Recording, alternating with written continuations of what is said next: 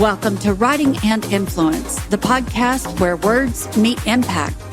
I'm your host, Elaine Acker, and I believe that publishing, whether it's a book, a blog, or even a simple social post, has the power to amplify your influence and change lives.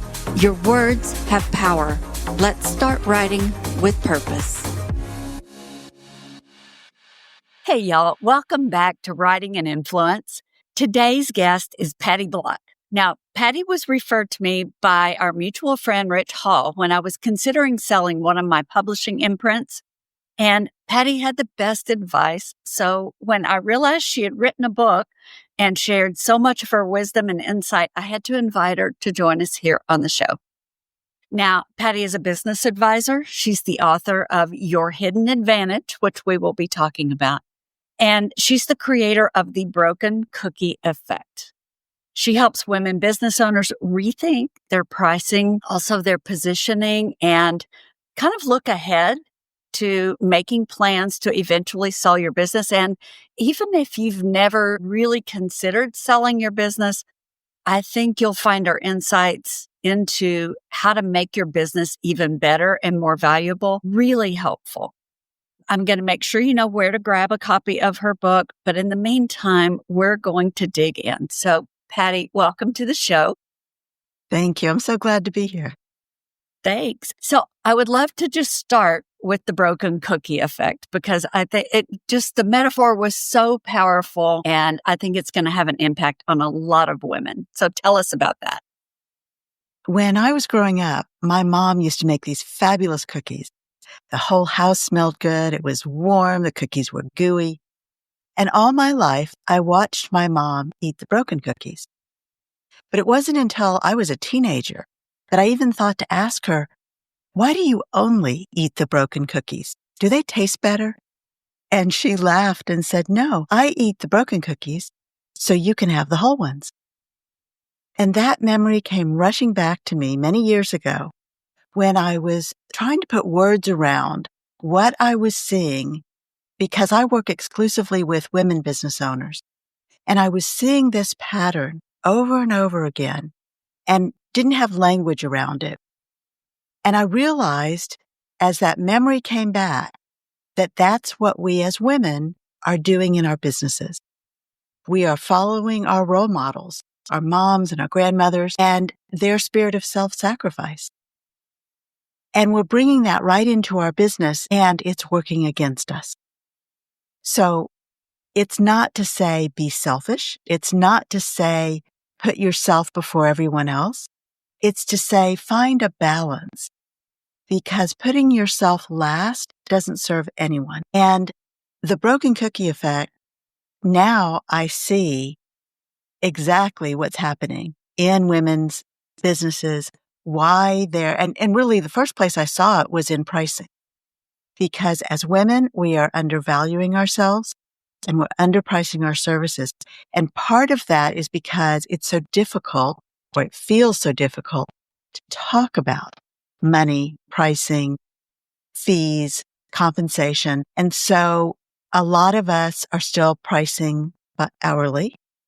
So I teach how to crack that code of stop charging hourly, because it doesn't matter how much time you're spending on something. It's about the value that you're bringing to the client. And the value is always going to be higher than what you're charging hourly. So it's finding that balance between what is it that I'm bringing to the client, what I'm really bringing, what is my hidden advantage in bringing that, and what is the market, what will the market support, and you can remain competitive and still price for value. You know, Patty, I wonder if you can give us an example, because as I think of this, I have another friend and colleague, Erica Bryant, who has masterminds, and I've heard her talk about this pricing conundrum over and over. And so that's the reason I want you to revisit that for just a minute. If you can think of an example of a past client, or maybe just make one up that kind of shares that story. I mean, I know we tend to undervalue things, but I just see this come up over and over. So what is it that makes us hesitate to charge the true value of the services or products that we've created? And how do we get past that? Yes, it's a really tricky issue. It's why I wrote the book. I also have an online program that focuses specifically on this issue called value-driven pricing. Part of the challenge is, and there are a couple pieces to this. One is, as women, we are highly ethical. We work hard to be honest in everything that we do. And it feels like we're picking a number out of thin air when we price for value. And that's not the way I teach it, but that's what it feels like. So then we start to think, wait, am I not being fair to my client? Am I being unethical in some way because I'm just, quote, making up these numbers? And I do understand that feeling, which is one of the reasons I teach a calculation method where I actually have a worksheet and you work through, and it can often start with your hourly rate. Although I will say most women, our hourly rates are too low to begin with. So you have to make sure you have a reasonable hourly rate, and then you're going to add to that contingencies. If you're delegating to a team member, if you are, as women, we always go above and beyond. So you're going to go above and beyond for this client. So build that into your pricing so that you are fairly compensated, because fair is the key word here. And right now, the way most women are pricing their services, it's not fair to the owner.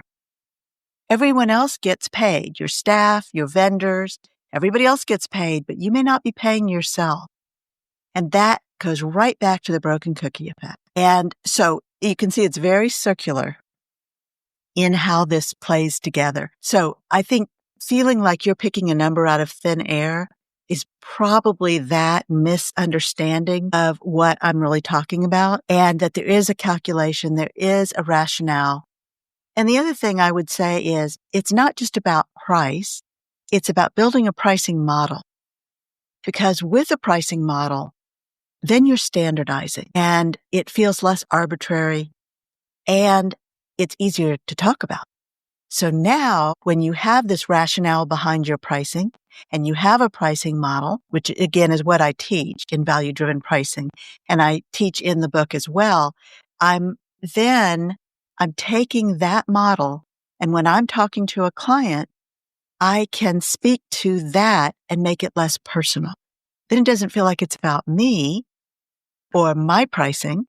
It's about, this is the model that gets you the best result. Patty, when you talk about value pricing, that's kind of that first step in laying the foundation for if you ever wanted to sell. So there's two things I want to dig into. So number one, in our past conversations and in the book, one thing I've learned from you is that women don't typically even think about building something that they're going to sell. So that's thing one.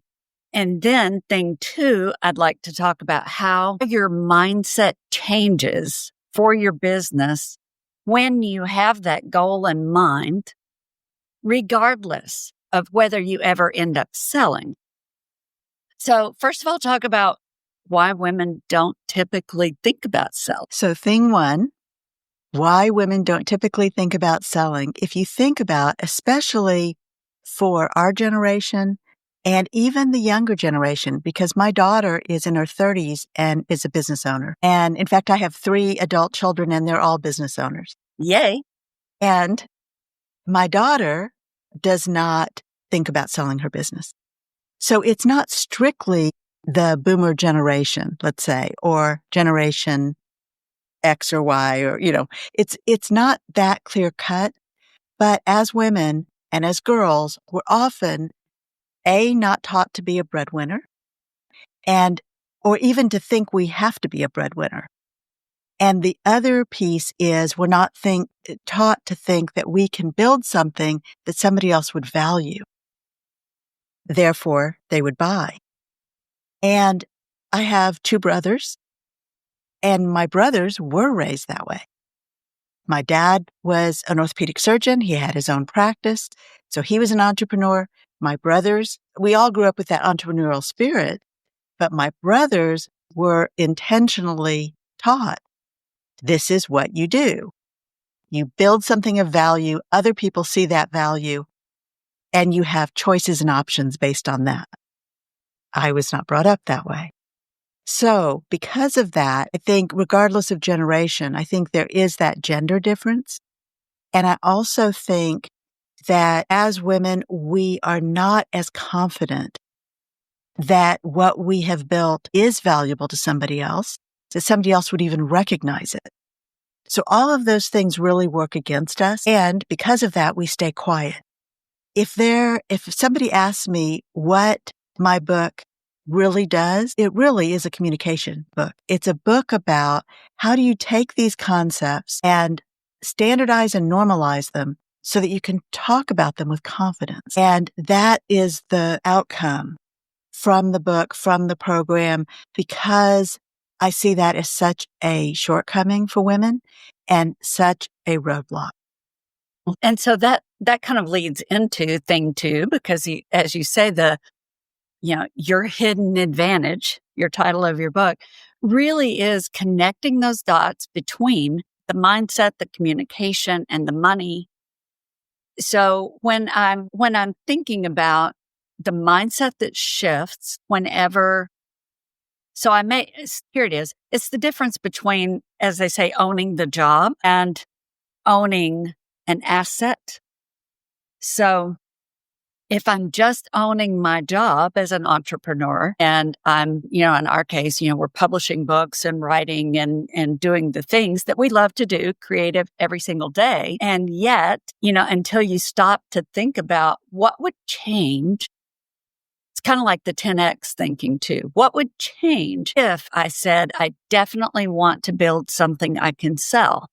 Well, now you have to think differently, act differently, make better decisions. So in the book, what do you describe that kind of leads people to that mindset shift? So as you can imagine, it's really hard to think differently and to have those kinds of paradigm shifts.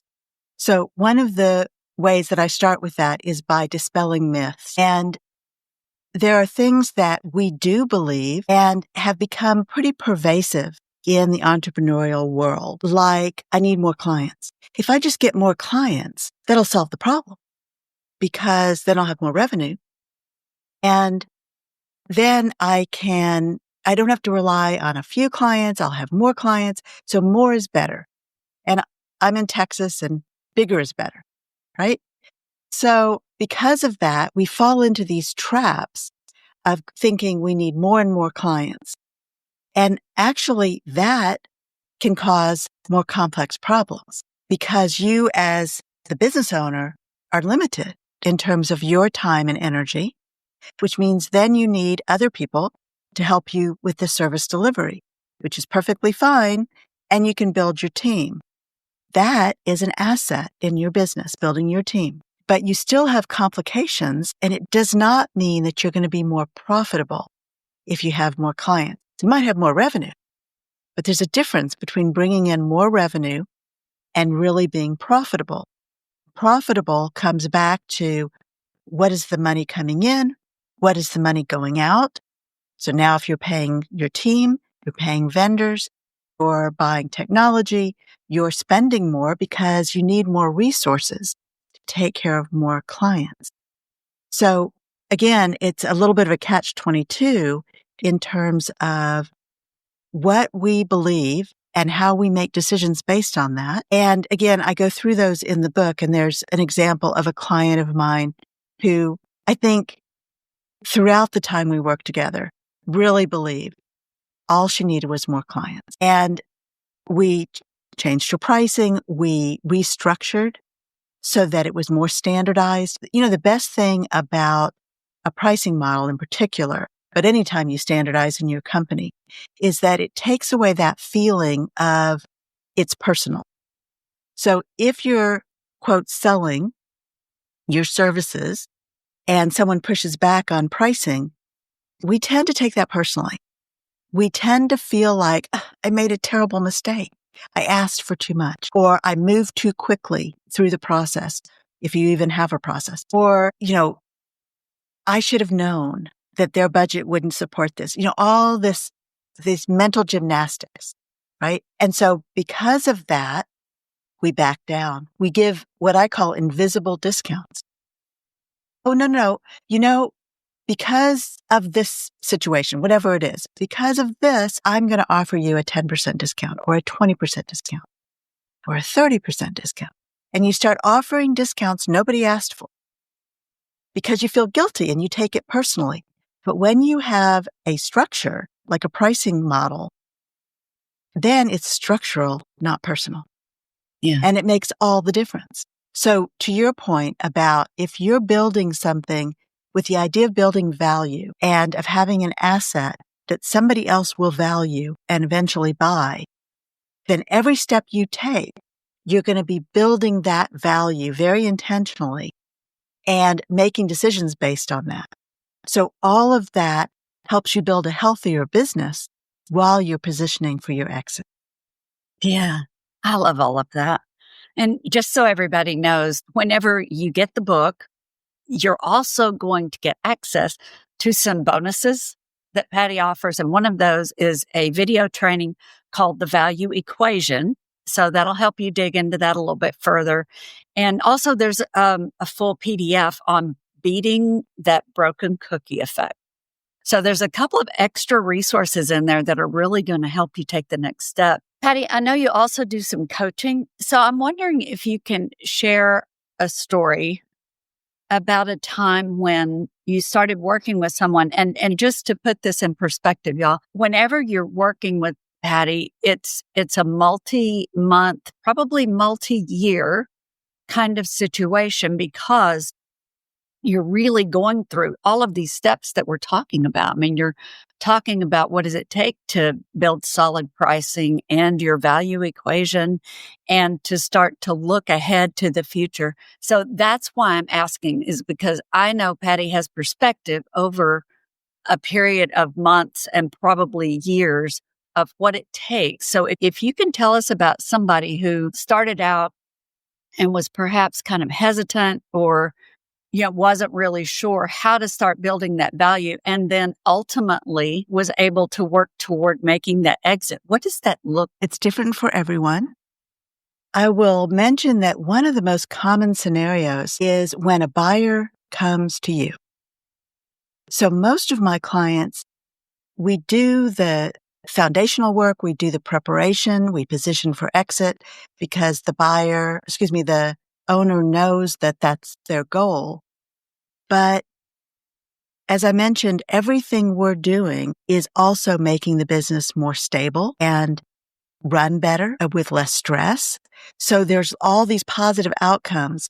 Typically, I work with my clients between 3 and 6 years. So let's call this client Diane. And she wasn't necessarily hesitant in working together, but her goal was different.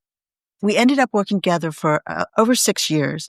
And the beginning was because she had grown so fast. She believed she needed more and more clients. So that was her goal. And she was bringing in a lot of clients. The challenge was then it was very difficult to get control of everything. And so she wasn't hesitant in working towards selling. She was overwhelmed and not necessarily profitable, bringing in money, doing good business, but not consistently profitable. Some months were better than others. And so as we worked together, she started getting a better handle, better control over the day-to-day operations. Once you can do that, then you can start looking to the future. Because before that, you really can't. You have to handle what's in front of you, whether it's important or it's urgent or it's both. You don't really have choices. So getting control over your day-to-day operations is critical. And in some cases, I serve as an outsourced chief operating officer so that I can help specifically with that. As you do that, then we can start planning. As I put together my framework for what I call an elegant exit, I developed a roadmap so that we can take it step by step in terms of what are the value drivers in your business, what levers do you need to pull, and the trick of this is that we don't always know. There's no formula for this because everything is contingent on the buyer, what they value. And that's always the case, right? When you're selling your services, it's contingent on who's buying your services. But it's on a bigger scale when you're getting ready to sell your company. So because of that, we need to be looking at different scenarios of, well, what if it's this type of buyer? What if it's this type of buyer? What if it's an employee? What if it's a family member? Because you have choices and there are so many options for selling your business. So with Diane, as we worked through getting control of her daily operations, making sure that her staff was stabilized, people didn't leave her employment because they really loved working with her, but some were more effective than others. So we needed to even out who her staff was. As we went through all those steps, then we could start working on the elegant exit roadmap and what she wanted. And this is a really difficult piece for most women because we don't always know what we want. We know what we should want, right? You should want a big check. Yeah. Right? You should want a big check and to ride off into the sunset, right? That's what we're told we should want. But that may not be what you want. Maybe you want to stay involved in some way. Maybe you love the intellectual stimulation. Maybe you want to continue with your purpose because you have a purpose, right? Right now as a business owner. But what happens when you're no longer the business owner? So all of those emotional, logistical, financial aspects are what we dig through and clarify. And that's what I did with Diane. And she did have a buyer who came to her, offered a really incredible, in fact, she was so shocked at what they offered. And I think that's a really common thing. We are shocked because if it's a fair offer, the amount of money is a validation, and that we necessarily need the money. It's a validation. And the deal went through very quickly because we had all the pieces already in place. And so she did not go to market. Most of my clients do not, because when we position, they are in such good shape and so consistently profitable that they will have a buyer come to them and make an offer. And then we can negotiate from that. And I help with that negotiation because you don't have to just take what you're offered.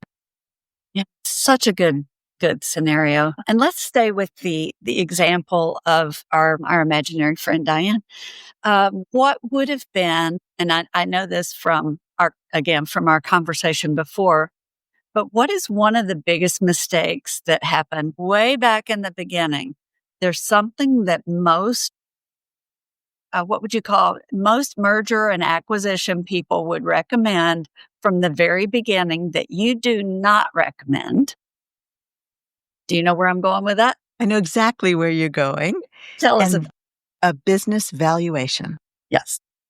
So if you go to a valuation expert, a CPA, even a transaction attorney who does a lot of mergers and acquisitions, the first thing they will recommend is that you get a business valuation. It is a tremendous waste of time, energy, and money. First of all, you can't delegate gathering all the information. And believe me, it's a ton of information to do this valuation because you have to balance out secrecy and stability. Most of the time, if you're interested in selling your company or exiting in any way, you must keep it a secret because otherwise your staff will start to leave, your clients may start to leave, everyone will run for the hills. And it's critical that you maintain the value of your company with your staff, again, considered an asset, and your clients, and that consistent, predictable revenue, which is an asset. So that needing to keep a secret, even from your employees, certainly, and even from a key employee, is extremely difficult. So you want stability and secrecy to be balanced. Now, you have to take your time and energy and focus on whatever it is, all the data that you need to collect for the valuation. Now, in addition to that, valuations can run between $10,000 and $20,000. And that valuation will be incorrect within a few months. So what is the point of doing all of that and spending all that money when it's going to be incorrect in a few months? You've now shifted your focus away from generating business, from running your company, from managing your staff. And a lot of times you'll see a drop in value. The most important piece is if I'm working with a client, my intent is to help them build value. So why would we want to do a valuation before we've intentionally built value? Let's do the valuation later in the process when we know we have built that value and we know that that time and money is well spent. Yes. Excellent. Thank you. I just wanted to put that out there because when you don't know the process of getting a business ready to sell, it's really easy to fall into some traps that will cost you time and money and like you say, just be completely ineffective. Well, it is. And let me add that if you've never been through an exit, regardless of whether or not you decide to sell your company, but if you've never been through that kind of transition in your life, you don't know. And you're going to be talking with people with whom you have no experience. Excuse me. So they are going to be speaking a foreign language. And because of that, again, as women, we tend to stay quiet. We don't want to ask stupid questions or what we think are stupid questions. And we don't want to look like we don't know what we're talking about. So we often stay quiet. And I see women who get hustled and taken advantage of every day because we don't know. And you're not supposed to know. How would you know? Right? So it's just an important aspect. And one of the reasons that having a business advisor with this specific experience is so valuable, because I do know I have almost 20 years of experience in working with women business owners, in working with professional service companies, and in particular on helping women position for their exit and to achieve that elegant exit in a way that is satisfying, fulfilling. You still understand your purpose and you have a financial gain in addition.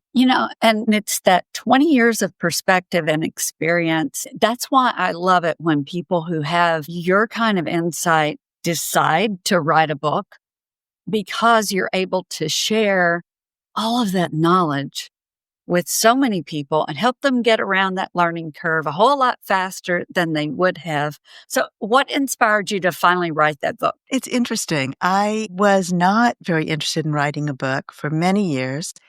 But I had done some groups. I have a group called the Revenue Roundtable. I had done my online programs and I felt like a piece was missing. And one of the challenges that I had early on with my business was that I have two types of audiences. One are the women who are focused on building their companies, and the other are women who are focused on exiting. And the language is a little bit different. The goals are different, and often the stage of life is different. So now I've worked with women in their 40s and 50s who have wanted to exit. So it's not women who want to retire, because I will tell you, women don't retire. We always go on to our next thing. It's what I call our third act. Because in general, as women, we have our first act. Especially in professional services, we go through school, we get our degrees, we get our certifications and licenses, and our first act is working for someone else. Get a great job, we make good money, we learn the ropes, we feel like we've paid our dues. Our second act, we go out and we start our own thing, which is actually exactly what I did. And I was a political consultant and a lobbyist. And I built that company over 8 years. It's very successful. But all of a sudden, I had 3 little kids at home and a surprise divorce, and realized that I needed to make a change. And the funny thing, and I'll tell you the reason that I'm so passionate about helping women build their company as an asset and exit in a way that works best for them is because I didn't do that. It never crossed my mind that I could sell my political consulting. I wasn't raised that way. And you I could didn't have, right? It was Why? an asset you could have sold. It was an asset I could have sold, but it never occurred to me. So I closed my business. I left money on the table. I gave up that opportunity, not knowingly. I didn't know. So I closed my business, went to get a job so that I could stabilize things for my family, knowing I would start my company again, but also knowing I probably wasn't going to go back into politics. And over the course of I worked in an international school as director of operations and director of development. And during that 8-year period, I started to really understand better what I had left behind and how I had shortchanged myself in not trying to sell that company. So that set the stage, literally, for this company, which I started in 2006. And the book helped to serve that first audience, which is women who are building their companies, who often are falling victim to the broken cookie effect in 100 different ways, but certainly around pricing. So that was the motivation for writing the book, because once I did that, then I could focus more of my consulting and business advising for the women who were interested in building their company as an asset and exiting someday. And it usually takes about 5 years to position your company for your exit. So having the book and the online programs and Revenue Roundtable, all of that is around the book, and that provides a pathway for women in that phase. And for the women who need more one-on-one consulting, who are positioning for their exit, then I can focus my attention there. And that has worked extremely well. Patty, you have such good advice. And we're going to make sure, again, everybody knows how to find the book, because we've got to be grateful for you forging that pathway and making that so much easier to walk. Just thank you so much for sharing the expertise and the stories. And for anybody who does want that deeper dive, I want you to go get Patty's book. I want you to check out those free resources that we talked about. And I want you to visit Patty's website and get to know what all she has to offer, because I think we can think bigger and dream bigger. And I think you just opened a lot of minds here today. Thank you. It's been such a pleasure.